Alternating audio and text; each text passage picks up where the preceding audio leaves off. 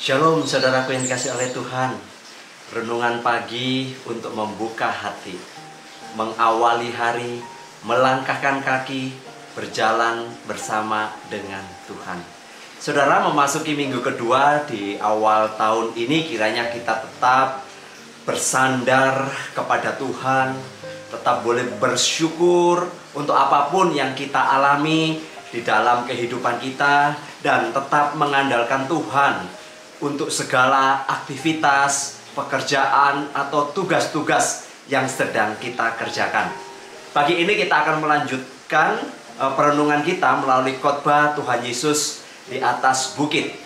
Ucapan bahagia yang ketujuh hari ini berkata, "Berbahagialah orang yang membawa damai, karena mereka akan disebut anak-anak Allah."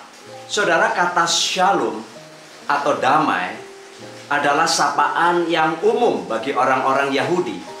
Arti kata ini adalah tidak adanya sebuah konflik. Kata ini juga mengungkapkan sebuah keinginan pengharapan bagi orang yang disambut akan memiliki atau akan beroleh semua kebenaran dan kebaikan yang akan diberikan oleh Allah.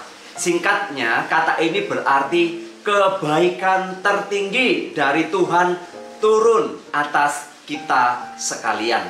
Saudara, pembawa damai adalah mereka yang memberikan damai kepada orang lain agar orang tersebut dapat mengalami atau merasakan berkat dari Allah.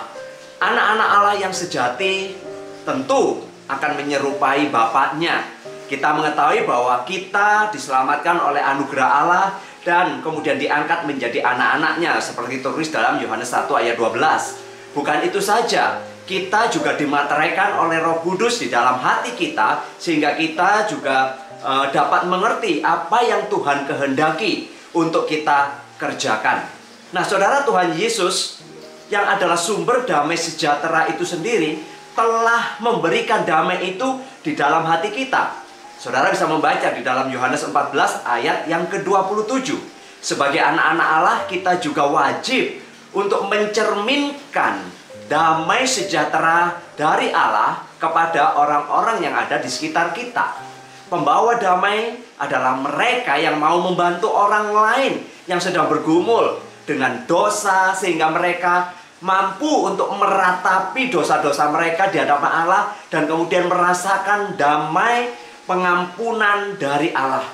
Tugas saya dan saudara adalah menjadi pembawa kabar baik bagi mereka yang sedang terhilang, tersesat, mereka yang sedang goyah, serta kehilangan pengharapan.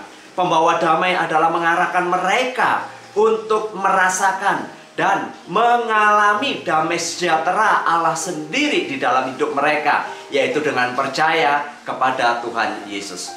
Saudaraku, pembawa damai adalah salah satu karakteristik hidup dari anak-anak Allah. Dimanapun kita berada, kita harus menjadi pembawa damai, bukan sebaliknya bikin rusuh atau onar. Seorang penulis yang bernama Ken Hutch mengatakan, jika kita bukan pembawa damai tetapi pembuat onar, ada kemungkinan besar kita ini bukan anak-anak Allah yang sejati. Terlepas daripada hebatnya saudara, pembuat onar akan selalu menyebarkan desas-desus dan gosip tentang orang lain. Jika Anda terus-menerus mengobarkan ketidakpuasan, selalu mencari-cari kesalahan orang lain, jika Anda tidak mau terlibat di dalam perdamaian, jika hati Anda selalu jahat, banyak hal-hal negatif di dalam hidup Anda adalah bukan orang Kristen sejati. MacArthur juga menulis demikian. Perdamaian adalah ciri khas dari anak-anak Allah. Seseorang yang bukan pembawa damai bukanlah orang Kristen, atau mungkin orang Kristen yang tidak taat. Orang yang terus-menerus mengganggu, suka memecah belah, suka bertengkar. Jelas orang itu bukan anak-anak Allah. Namun anak-anak Allah sejati adalah mereka yang rendah hati, yang bertobat, dari dosa, yang lemah lembut, yang selalu haus mencari kebenaran. Dia memiliki sikap kasih, penyayang, suci hatinya, dan membawa damai kepada orang lain. Berbahagialah orang yang membawa damai, karena mereka akan disebut anak-anak Allah. Saudaraku, Kristus, anak Allah, disebut Raja Damai. Dia sudah membawa perdamaian antara Tuhan dan manusia dengan sesama. Dia telah melakukan pelayanan yang sangat penting di dalam kehidupan manusia. Pelayanan ini adalah pelayanan rekonsiliasi kepada kita. Ini adalah pelayanan yang paling sulit. Kristus sudah memikul salib. Nah, demikian juga kita sebagai orang-orang percaya, tugas kita juga adalah memikul salib. Sama seperti para muridnya yang juga memikul salib. Apakah Anda bersedia untuk membayar harga, yaitu mau membawa damai? Kiranya kita boleh berdoa pada hari ini. Tuhan, tolong kami untuk menjadi pembawa damai yang setia, yang boleh menuai panen kebenaran pada waktunya. Mari mengambil waktu teduh untuk kita meminta pimpinan Tuhan.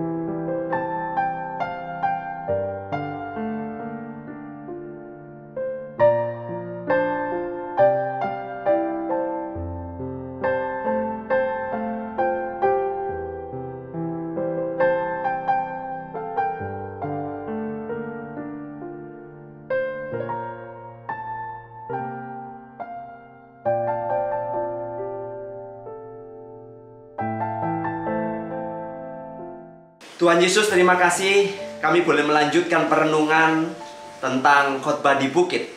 Dan hari ini kami diajar bagaimana tugas kami, tanggung jawab kami adalah membawa damai. Untuk itu Tuhan, perkenankan kami, penuhi hati kami dengan damai sejahtera-Mu yang sudah Engkau berikan, supaya kami mencerminkan damai sejahtera itu kepada orang-orang di sekitar. Kami mau memulai hari ini di dalam dunia kerja kami, aktivitas kami, biarlah kami menjadi duta-duta pembawa damai. Terpujilah Engkau, di dalam nama Tuhan Yesus Kristus kami sudah berdoa. Mari saudara, dimanapun Anda bekerja pada hari ini, dengan segala aktivitas saudara, jadilah pembawa damai di mana Anda berada. Sebab berkat dari Allah Bapa, Tuhan Yesus, dan Roh Kudus menyertai kita sekalian hari ini sampai kedatangannya kedua kali. Amin.